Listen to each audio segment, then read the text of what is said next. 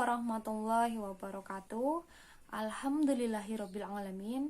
Allahumma sholli ala sayyidina Muhammad wa ala alihi washabihi ajmain. Amma ba'du. Teman-teman yang dirahmati Allah Subhanahu wa taala, kita pasti pernah merasakan rasanya sakit hati, dibohongi, kemudian percaya namun dikhianati, kecewa, ataupun tersinggung karena perkataan orang lain. Baik itu karena orang yang terdekat seperti orang tua, teman, sahabat, ataupun orang lain yang tidak pernah kita kenal. Kita wajar untuk marah karena itu manusiawi.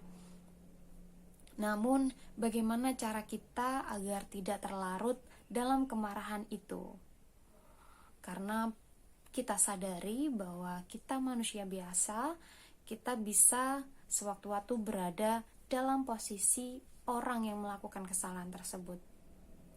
Maka, mari kita ulik tentang filosofi saling memaafkan. Kajian ini bersumber dari buku yang berjudul Golden Stories, Kisah-kisah Indah dalam Sejarah Islam. Buku ini ditulis oleh Mahmud Mustafa dan Dr. Nasir. Ada kisah yang menarik tentang maaf dalam buku ini yang terdapat pada halaman 631, tepatnya pada bagian membenci perbuatannya, bukan orangnya. Seperti yang diriwayatkan oleh Abu Qolabah, bahwasanya Abu Darda sedang melewati laki-laki yang telah melakukan kesalahan dan pada saat itu sedang dicaci oleh orang-orang sekitar. Abu Darda bertanya, apabila ia berada dalam sumur, apakah kalian tidak akan mengeluarkannya?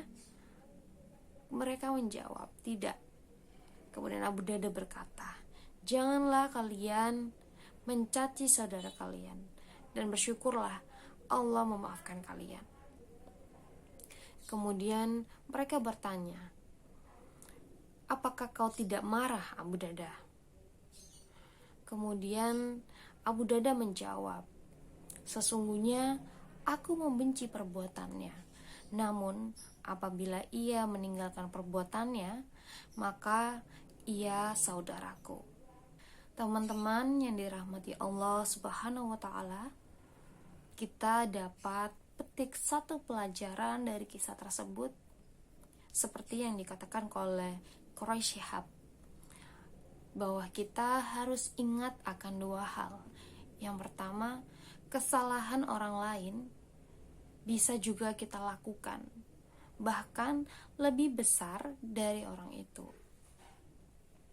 Dan yang kedua, kesalahan orang lain bisa jadi bukan maksudnya untuk melakukannya, namun karena faktor luar, maka terjadilah kesalahan itu. Teman-teman yang dirahmati Allah Subhanahu wa taala, apabila ada orang lain yang melakukan kesalahan terhadap kita, seperti salah omong, salah sikap, ataupun akhlak yang menyinggung hati kita, maka janganlah kita ambil kesalahannya dan simpan di dalam hati sehingga menjadi dendam. Jangan. Namun sebaiknya kita melihat sisi baik dari orang tersebut. Kita melihat kelebihan atau keistimewaannya yang pernah ia berikan kepada kita. Dengan begitu kita mudah memaafkannya. Banyak borok, kesalahan, kekurangan, aib, serta celah pada seorang manusia. Namun pasti ada satu kebaikan. Sebagaimana kita memiliki kekurangan, juga memiliki kelebihan. Lalu bagaimana kita menahan amarah? Menurut Quraisy Shihab, kalaupun kita harus marah, jangan nampak di muka. Kalaupun harus nampak, jangan sampai terucap kata-kata yang seharusnya tidak dikeluarkan. Kalaupun kita harus terucap, maka janganlah tangan kita ikut bergerak. Sering kita berkata, biarkanlah biarkanlah kesalahan orang lain, nanti kita akan tuntut di akhirat. Perlu teman-teman ketahui bahwa apa yang teman-teman peroleh dari tuntutan tersebut itu jauh lebih kecil daripada teman-teman langsung memaafkannya pada saat itu. Teman-teman yang dirahmati Allah Subhanahu wa taala, kita sebagai manusia pasti pernah melakukan kesalahan. Kita butuh maaf. Maka sebaiknya kita juga memaafkan kesalahan orang lain. Jadi itulah filosofi saling memaafkan. Teman-teman yang dirahmati Allah Subhanahu wa taala, kita menahan marah, kita memaafkan, dan yang paling disukai Allah adalah kita berbuat baik kepada orang lain yang pernah bersalah kepada kita. Demikianlah kajian saya hari ini. Semoga hati kita dilapangkan, hati kita menjadi pemurah, sehingga dengan mudah kita memaafkan kesalahan orang lain. Senantiasa kita mengingat kebaikan orang lain, bukan kesalahannya.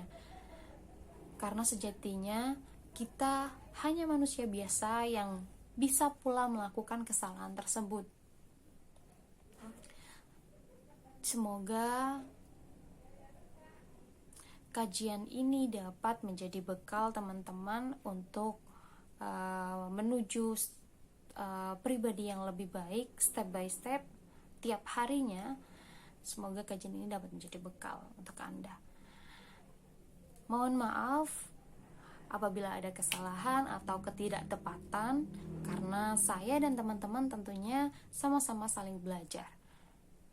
Maka tetap semangat untuk menjadi pribadi yang lebih baik tiap harinya.